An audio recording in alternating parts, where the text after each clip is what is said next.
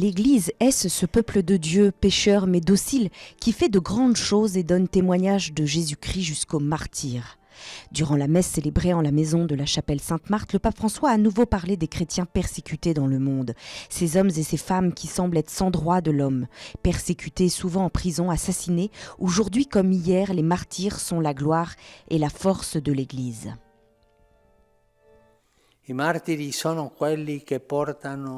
Les martyrs sont ceux qui font avancer l'Église. Ils sont ceux qui soutiennent l'Église, qui l'ont soutenue et la soutiennent aujourd'hui. Et aujourd'hui, il y en a plus que dans les premiers siècles. Les médias ne le disent pas parce que cela ne fait pas une nouvelle. Mais de nombreux chrétiens dans le monde aujourd'hui sont bien heureux parce qu'ils sont persécutés, insultés, incarcérés. Il y en a tellement en prison, seulement pour le fait de porter une croix ou pour confesser Jésus-Christ. Ceci est la gloire de l'Église.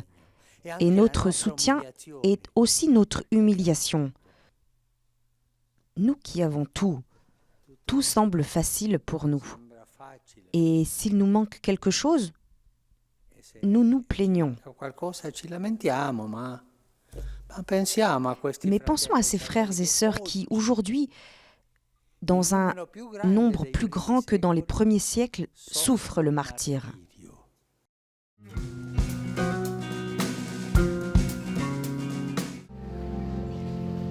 Courons en avant avec tout le peuple de Dieu en maintenant notre regard vers Jésus et nous découvrirons avec stupeur que c'est lui qui nous regarde avec amour.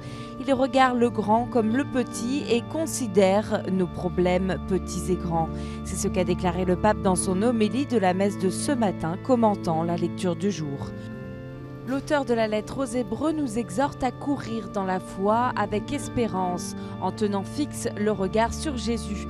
Dans l'Évangile, c'est Jésus qui nous regarde, il nous est proche, il est toujours au milieu de la foule, a expliqué le Saint-Père.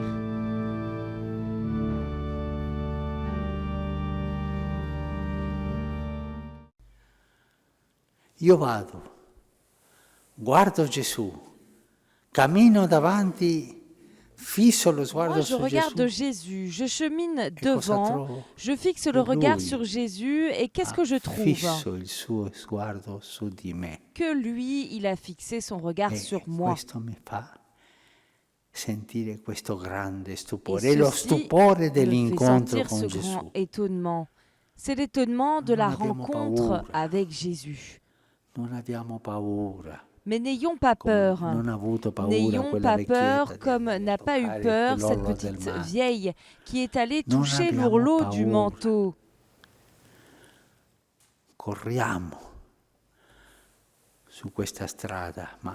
N'ayons pas peur, courons sur cette route en tenant toujours le regard fixé sur Jésus. Et nous aurons cette belle surprise qui nous remplira d'étonnement. Jésus lui-même a fixé son regard sur moi. Ha fisso il suo sguardo su di me.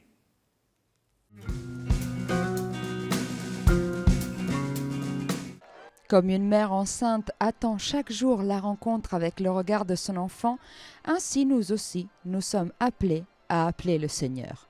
Le pape François a utilisé cette métaphore pour expliquer l'espérance chrétienne, l'espérance du salut dans les épreuves et dans les moments difficiles de notre vie.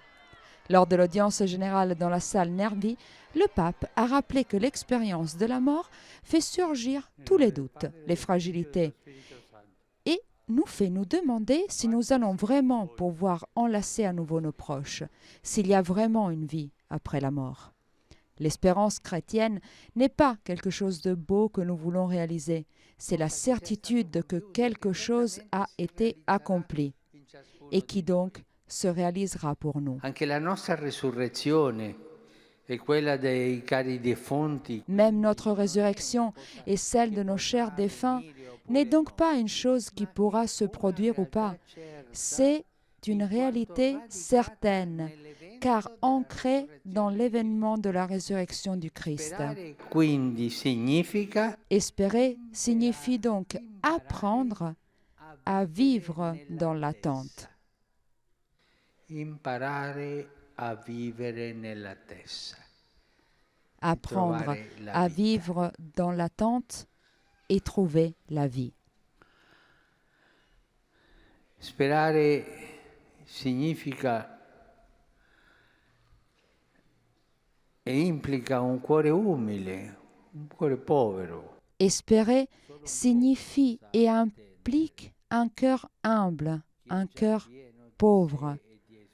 Seul un pauvre sait attendre. Ceux qui sont déjà remplis de soi et de leurs avoirs ne savent pas reposer leur confiance en personne d'autre qu'en eux-mêmes. Au terme de la catéchèse, le pape a encouragé les églises locales à répondre avec détermination aux cris de la terre et aux cris des pauvres.